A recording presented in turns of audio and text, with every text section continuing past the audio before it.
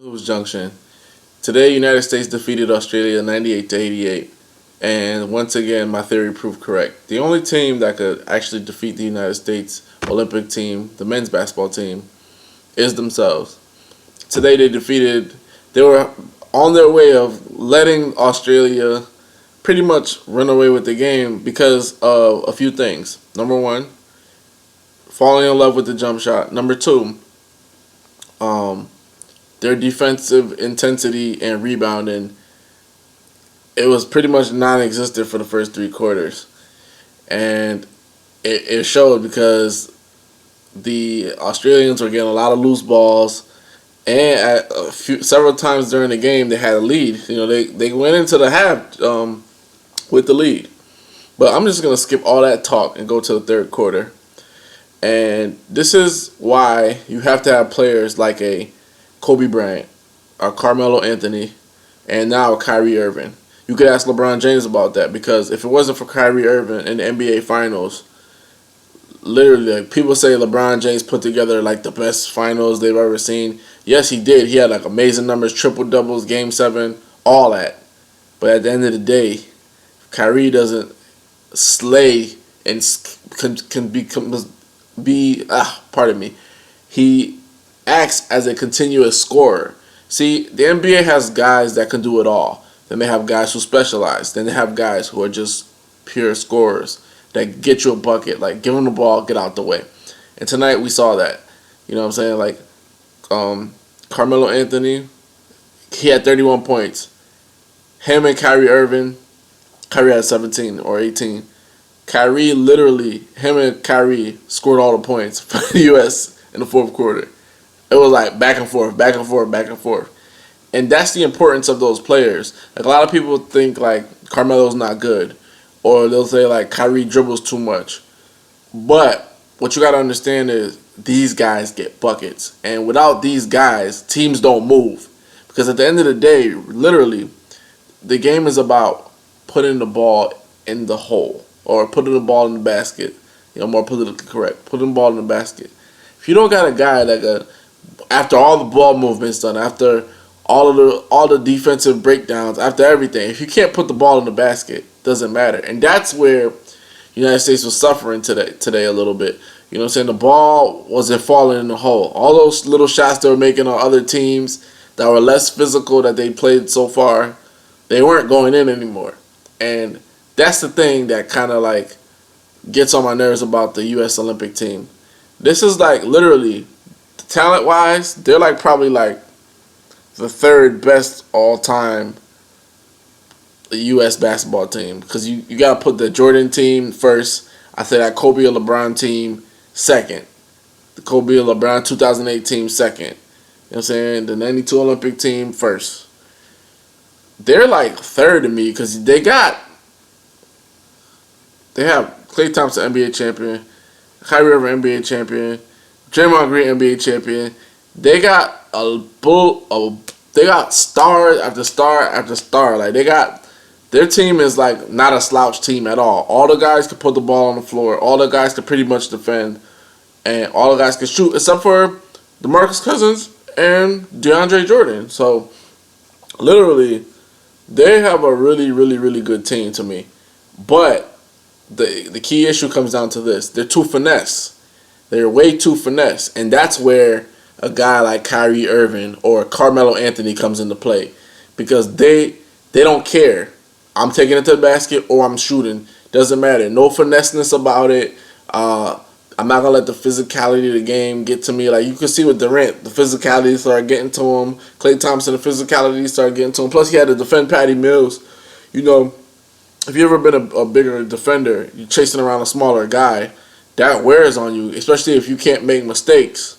You know what I'm saying? Because Patty Mills made them pay for their mistakes. But this was a good game for them because it showed that they weren't perfect, and it gave them things to work on. That's what you want. You want to have your team to work on things. You don't want them to think things are easy, because once they get to like that gold medal game, if they get to the gold medal game, you don't want them to face a game like this under that kind of pressure. See what I'm saying? Because they've never played together.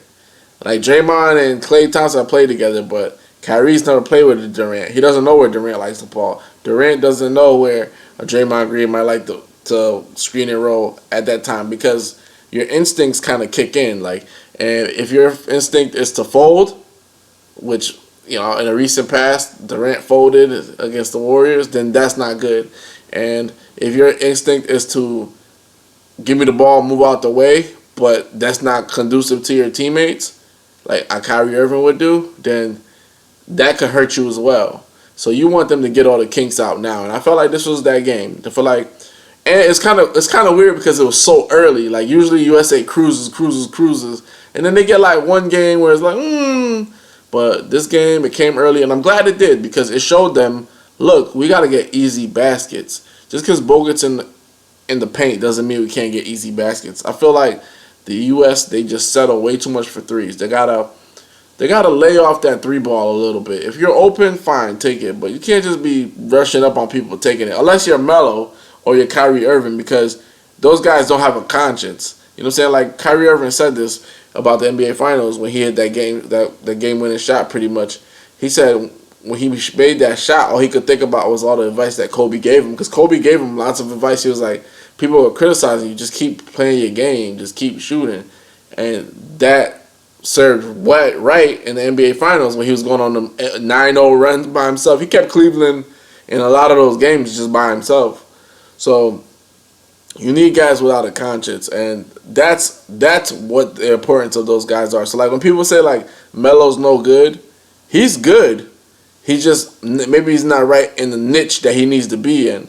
And I feel like this season with the Knicks, he's gonna be in that right niche. He's gonna be where all he needs to do is score. You know, don't worry about rebounding. Don't worry about too much defending unless you're like going against a LeBron.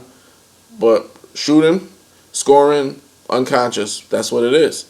And Kyrie's right in that same boat. He's with a player like LeBron who's like a Swiss Army knife, does it all. Kyrie could just sit pretty. When it's time for him to unload, he unloads, gets a bunch of buckets. So you need guys. Like basketball needs all kinds of players. It's not like every player has to play like a LeBron James.